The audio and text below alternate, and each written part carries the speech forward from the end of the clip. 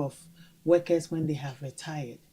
So when in 1965, the government at the time thought it wise that why don't we have a system that will cater for our workers when they have retired.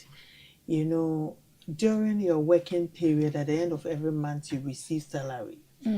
And when you have retired, the assumption is no income is coming from anywhere.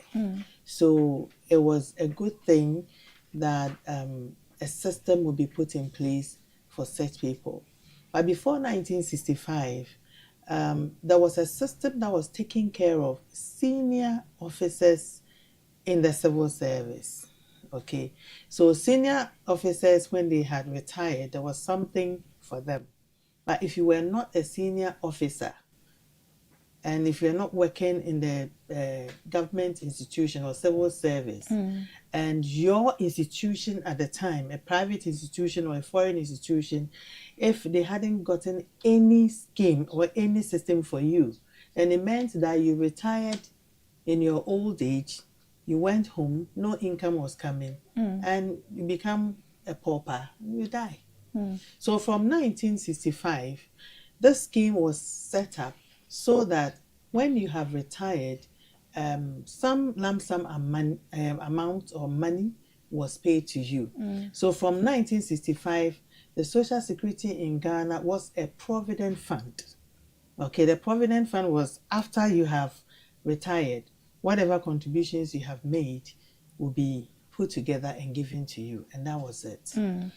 So in 1972, a thought came up that if we have given you the amount of money, the lump sum that was given to you, and maybe right at the corner you were burgled and the money is taken away from you, what was going to happen to you? Okay, so the idea was that let's have a system that would take care of this provident fund. That was in 1972.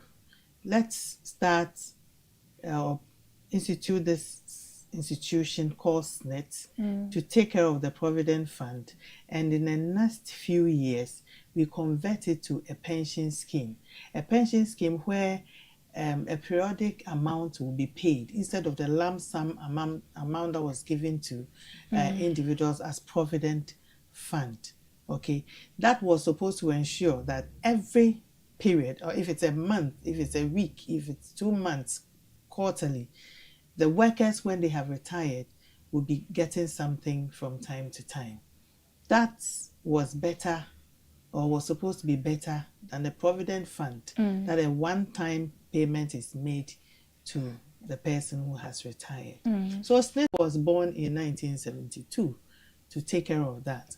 But unfortunately, within the 5 years, it didn't happen. Pensions actually started in 1991 when we had PNDC Law 247, and the pensions started in Ghana, that every month, if you have worked hard, you have contributed to the scheme, you will earn an income. You'll be paid the pension every month till you die. So from 1991, pensions have gone on up to this point. 2008, another school of thought came in that instead of we having only one system of payment or one stream of income for pensioners, we should have a 3-tier pension scheme. So that law was also, Act 766 was promulgated in 2008, and 2010 it was implemented. And that is what we are handling now. We are implementing as a nation now, that we have a 3-tier pension scheme. And that 3-tier pension scheme, Ssnit is mandated to handle or manage the first-tier scheme. And the second and third are handled by private fund managers. So that is where we are now. So at what age does a worker qualify to start benefiting from the tier? So tier 1, right? So at what age do you say that a worker qualifies? So if I am working, for instance, and say because of medical issues at 40, I decide to retire, would you consider that age as a pension age to be able to benefit from the scheme? So, if you look at the law mandates that you can start contributing to the scheme from the age of 15 years up to the age of 45 years. I mean, when you can join the scheme, okay?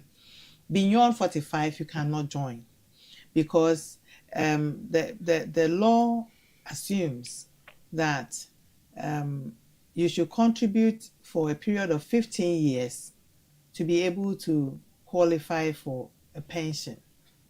Okay, so when you are 45 years on the dot and you register to join the scheme, you can qualify because you'll be able to make the 15 year. All things being equal, you contribute for 15 years and be able to enjoy the benefits that come with it when you have retired.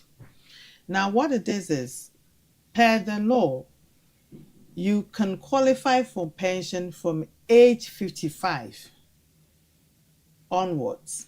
From age 55, we have what we call early retirement scheme or system for you. You haven't attained the compulsory age of 60 that Ghana stipulates. Okay, so the compulsory retirement age is 60 years. However, one can go on voluntary retirement from age 55 to qualify for pension. Okay, so either you are 55, 56, 57, 58, 59, and maybe 11 months to qualify for the early retirement plan, or 60 years for full pension or compulsory retirement. Now, apart from going on retirement to enjoy the benefits, we have other benefits. One of them is invalidity benefit, like we are talking about, that if you are not well and you cannot work again, you may want to retire. But that will not come from you, the individual worker, saying that I am sick and for that matter, I cannot work. And so at age 40, I want to go for my money. No. You will go through what we call a medical board. You know, before you even come to the medical board, the doctors would have said, look, your eyes cannot see any longer. Yeah. So being a driver, you cannot drive anymore. Okay. Yeah. Then we will let you appear before the medical board. They will also examine you. They will just analyze your condition and everything and come to that conclusion. Indeed, you cannot work any longer. Then Ssnit comes in to process and pay you a pension like you have gone on a full pension. You are not 55 years, you are not 60 years. You are 40 years or maybe 30 years or even 20 years. We will just process you and start paying you monthly pension like you are a 60-year-old person who have retired. Right. So what would you say is Ssnit's biggest contribution to Ghana's development in the past 60 years? Ghana has benefited from the Social Security Fund. If you look at our economic landscape, Ssnit has contributed so much. Let me take education, for instance. Up until the Student Loan Trust Fund was instituted, Ssnit was making student loans available to students. Okay. If you look at our campuses now, we have Ghana Hostels. This is solely owned by Ssnit. And it makes beds or rooms available for students when it comes to education. If you look at energy, Ssnit solely owns the Ssnit Energy, okay, that we contribute to the national grid. If you look at the banking sector, Ssnit is virtually everywhere. We are in Cal Bank, EcoBank, GCB, SGSSB. You find Ssnit everywhere. We have investments virtually in every sector of this country. In fact, apart from paying benefits, our main aim is to ensure, or one of the aims is to ensure that we sustain the scheme. We sustain the scheme because today we are working and paying those who are on pension currently. In the near future, others will also work and pay for some of us who will also retire, okay? Right. Apart from that, are supposed to ensure that we sustain the scheme by helping the economy to ensure that we are having streams of contributions coming. So we investing in these areas, it's ensuring that yes, the economy is still recruiting people and contributions are still coming on board to ensure that the scheme is sustained. Okay, so we are working hard to pay benefits. We are also working hard to ensure that we still have streams of contributions coming in. That is why Ssnit is investing virtually in every sector of the economy. Well, there has been concerns raised about transparency when it comes to Ssnit. We have workers, bringing out their concerns about some of the challenges also they face on the scheme. How have you been able to address this so far? If you are talking of social security, then your bet is to ensure that you are transparent and you can be trusted. Ssnit has always opened its doors to stakeholders. We engage our stakeholders. We have employers, we have workers, we have pensioners. From time to time, we engage them in events. We take their feedback and we ensure that we work on the feedback we are having from our stakeholders. That is what will make us stronger. Okay. We also have our annual reports. We publish our accounts. It's out there on our website. So it's not something that we are hiding things from the public. No, we always want to gain the trust of our stakeholders. We are having representation from workers, pensioners, and all on our boards. So more or less, we are always engaging to ensure that whatever we are doing now inures to the benefit of our stakeholders, our contributors, and our pensioners. In fact, currently we are having over 250,000 pensioners, but we hear them on the streets? No. Because we are always making things plain to them. We are always getting feedback from them. We are always trying to ensure that whatever we are doing as an institution inures to the benefit of our stakeholders. Right. So the Ssnit contribution only come from people in the formal sector, or can a market woman contribute to Ssnit, and how is she able to do that? You see, Social Security is not supposed to be for only government workers. Social Security is supposed to be for every worker in the country. So if you are talking of every worker, it means that the tomato seller is a worker. He's working. One day you grow old and will not be able to work any longer. The architect, the consultant, every worker in this country is supposed to be enrolled onto the scheme. So for some time now, you can see or you get the feeling that people think Social Security is for only government workers or formal workers. So in 2023, what we did was we launched a product called Seed, Self-Employed Enrollment Drive. So we went out there selling the scheme to all other workers who are not in the formal sector. Okay, because one day they will all grow old. All the contingencies that we have, we pay benefits for old age, we pay benefits for invalidity that I explained, and if you are no more, if you're a contributor and you die today, all your benefits will have to go to somebody you have nominated, okay? So obviously, if you pass on, you have loved ones that were depending on you. So all these benefits will have to be given to them. And it can happen to anybody. All the contingencies we are talking about, it's not like meant for just one group of people. It can happen to anybody, okay? So when it happens, Ssnit comes in and then sorts everybody out. If you are old, you'll be paid your monthly pension.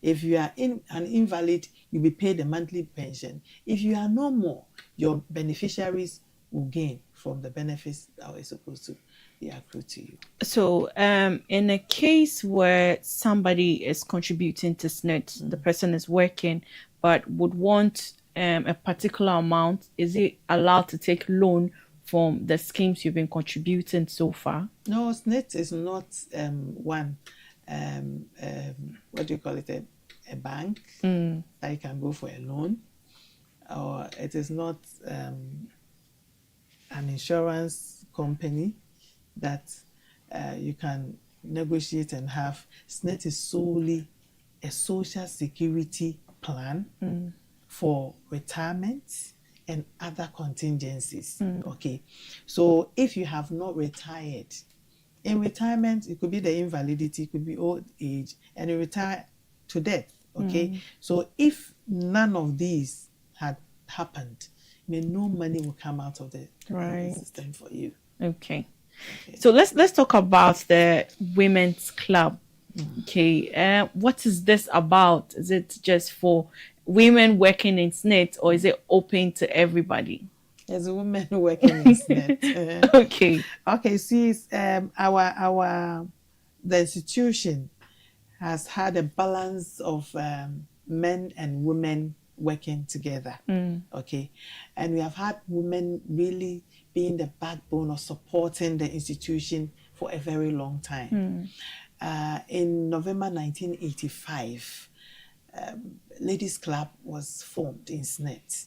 So this year, Ladies Club is also 40 years. Wow. So we are just riding on the back of our 60th anniversary, and then on our own accord to come out, to let the public know that, yes, ladies are a backbone or a strong force in the institution that is actually working to protect workers in Ghana. And we have done this for so long a time. For 40 years, we have had a ladies club running in the institution. Currently, we are having almost 1,000 ladies working in Ssnit. So we have actually contributed so much. We have impacted the fortunes of the institution. We are very proud that in 2025, we are having to celebrate our 40th anniversary alongside the 60th anniversary of Social Security in Ghana. So are there any activities to mark the celebration for the 40 years in office? Oh, yes. We are actually having to ride on the back of our 60th anniversary. We are having health talks, health walks. We are having retirees end of year party. We are having a Thanksgiving service. And the icing on the cake, we want to entice the women to want to go to Dubai. So as and when it comes up, we are encouraging our ladies to get on board and ensure that they are actively participating in all the events. So for every institution, there are ups and downs. Okay, there are challenges that you'd face. What would you say is one of Ssnit's biggest challenge, and how is this going to be addressed in the next decade? The challenge. Every institution has got its own challenges. For us, I think the sustainability of the scheme is key to us. In all our endeavors, we want to ensure that the scheme is sustained. And for that matter, we want the public to have knowledge, okay, about the scheme we are operating. When people understand the scheme, you wouldn't chase after anybody to want to join. And I always say that people think Social Security is not romantic enough because, after all, it's an old age thing. I'll start contributing now, and it will take for so long before I start to enjoy. So people don't really care about, and it is a big challenge. We want to have an educated workforce or knowledgeable workforce so far as social security is concerned. Okay, so that the sustainability will be kind of it's a done deal. It's not something that we have to suffer to ensure that the scheme is sustained. So one important thing that the institution has done is to introduce social security in schools. So the new common core curriculum we have for schools, we have social security embedded in it, being incorporated in it, and we are having supplementary readers for schools that JHS and SHS, they will be educated on social security before they get to come into the working world. Right. So when it happens like that, you know that before I start work, I know all about social security. Nobody will have to chase after me to enroll onto that. But you will even want to have social security and number and everything before you even start working. So with that, I know the scheme will be sustained. We will have an educated workforce, and the social security scheme we have in Ghana will be sustained. So I believe even up to now, there are some organizations that are not contributing Ssnit for workers. And I think over the years, we've been able to establish some of these companies and the right legal actions have been taken against them. Would you say that the level at which this is being done has reduced over the years, or are we still facing this challenge as a country, and how are we addressing it? You know, when it comes to payment of money, it's quite difficult for everybody. You know, so for an employer, yes, it might be difficult for them to, instead of wanting to pay social security or going by their obligations, they want to rather put the money back into their businesses. But the law requires that the fact that you have an employer-employee relationship, the employer is obliged to contribute on behalf of the employee, okay? So it's neither here nor there. We have done a lot of prosecutions, and we will continue to do prosecutions. But what we desire is for employers to come to us and indicate, oh, from this point to this point, it will be difficult for us to make payments. So if you can give us some arrangement, it is done. Our doors are always open. Right. So we always want to have this cordial relationship with our stakeholders rather than to resort to the legal processes. But the legal processes will come in. I mean, the law mandates us, gives us that opportunity that if they are not paying, you have to take them to court. And we are not doing this for maybe the institution's sake, but for the workers. Today, the workers are having the energy, they are strong enough, and they are helping you, the employer, to make money. So what stops you from protecting them when they have retired or a contingency has occurred? You see, if the workers get to know that, oh, my employer is always on time, they have this energy and enthusiasm to work for you. So we always encourage that employers to ensure that make the payments for your workers, and you get the good benefits from the hard work of your employees as well. So when it comes to Ssnit, say I'm working for company A, and then the company is contributing Ssnit for me. Then I move to another company. Does company B continue, or do I have to start all over again? Say halt company A and know that in 2015 to 2020, I contributed 5 years, and then my amount is say 6,000. Then in 2020 to 2022, I go into company B and I'm also able to contribute 2,000. Then I have that money fixed there. Does all of this process require new Ssnit numbers? No. Or is just one? No. You always have to have just one Ssnit number. And you can work with 10 companies. You will use just one number. You just build upon the contributions of the earlier employers. Okay. So what happens when somebody forgets his or her Ssnit number? Because I know there are some forms that when you're filling, you need to provide Ssnit numbers. For the forms, there are certain forms, employment forms, whether you're going into an organization, medical, they ask for these details. So just get in touch with us. You can call our contact center If you have a Ssnit office nearby, you can go to them. We will search and give you your number. Right. Thank you so much for joining us. I'd like to take your last words for this 60 years celebration as well as the women in Ssnit. What would be your last words to us? What I would say is social security is for everyone. I mean, we are not saying social security is for former employers only. It's for every worker. So if you are a worker, if you know that you are earning an income, make sure you enroll.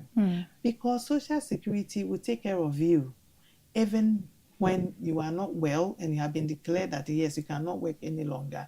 Ssnit will take care of you, will pay you till your Lord calls you.